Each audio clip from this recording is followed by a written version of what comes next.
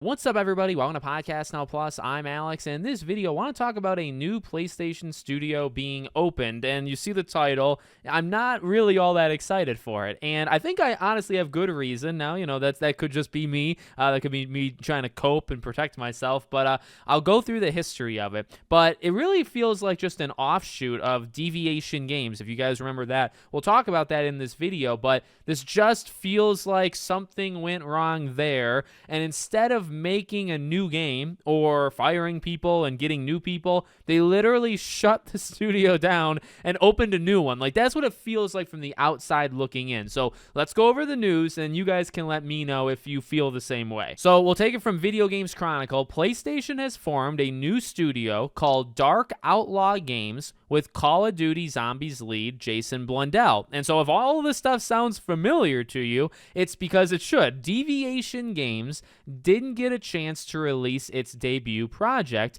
an original IP that was set to be exclusive to PlayStation platforms. In an interview with Jeff Gertzman, Blundell confirmed that the new studio is staffing up and that he would have more to share on the studio's first project in the future. He says, "I've had an amazing opportunity to create a new studio within PlayStation Studios for Sony. The studio is called Dark Outlaw. We've been working away in the shadows for a while. When we've got something to talk about, we'll step out into the light. It's such a privilege to be able to do it with Sony as a new first-party studio. Sony doesn't start up first-party studios all the time, so to have that privilege is humbling." And then at the end, I like that they put this here, Deviation was reportedly over 100 people strong in 2021 when it signed a deal with Sony. At the time of its announcement, the studio told Game Industry Biz that its PlayStation deal ensured complete financial security for years and years to come. The studio closed its doors in 2024. So I like the little, look, it's not great people lost jobs. I'm not trying to make light of that, but it's funny.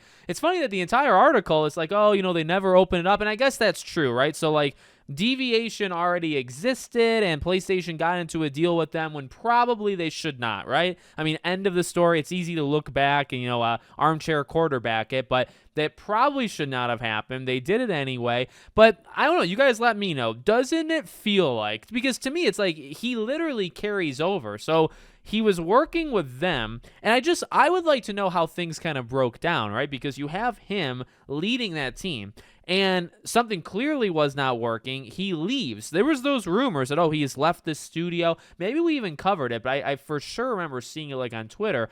He left, and people were wondering, okay, well, did he leave and go, like, where did he go? Then there was a rumor that he left the studio, but he didn't leave PlayStation. Like, he literally left to make a new studio. And it's like, well, was it so bad that you could, like I said, was it so bad that you just couldn't have, like, restarted? Like, you shut the studio down, or the studio, I should say. The studio shut down. PlayStation pulled the funding, right? So they pulled the funding, but the leadership there seemingly is here.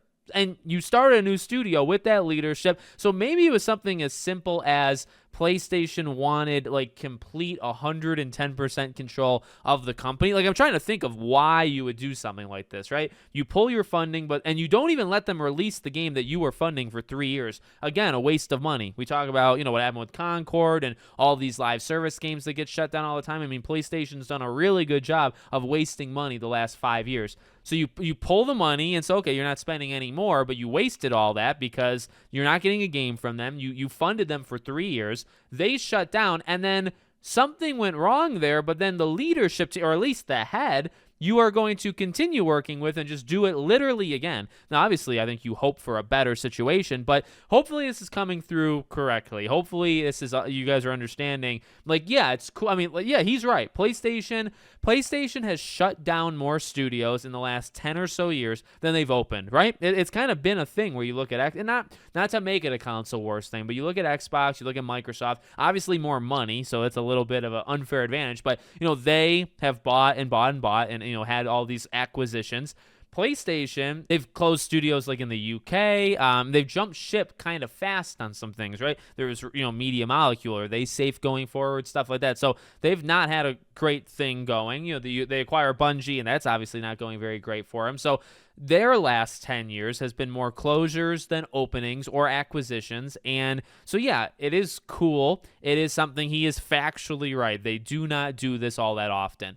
But it's like, well, why did they do, you know what I mean? Like, did they see something? Maybe they're going to use like the exact same idea. And then I guess here's the final thing I'll say.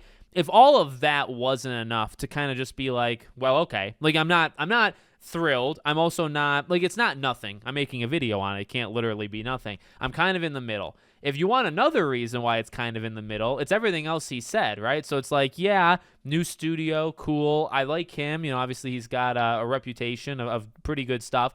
But also it's like, all right, well, you clearly say, clear as day, that you've been working for a little bit, sure, but you're not going to say anything yet. So this is another example of not necessarily a game. This is a studio that we have opening, but we're not going to see anything from them in like 2-3 years. Deviation didn't even show off their game, did they? I believe they didn't. So we didn't even get a freaking reveal for that one. What about this? So that's just another reason where it's like, all right, it's probably a shooter. It's probably a live service shooter. You're probably not going to see it for 2 or 3 years, and then it might release a year or two later. So you're looking at a PS6 game. You're looking at a game in an oversaturated market. You're looking at a game from a studio that feels like a second chance studio from Deviation. So it's just all of these signs are not like, oh, I should be stoked for. It could be a good game, and I'll cover that game, and I will probably play that game. I play a lot of games, so I'm sure I'll cover it, and I'm going to be fair to it. But it's like, don't ask me to get like super, super excited about this because I just don't feel it. I really don't feel like this really is all that much of anything. So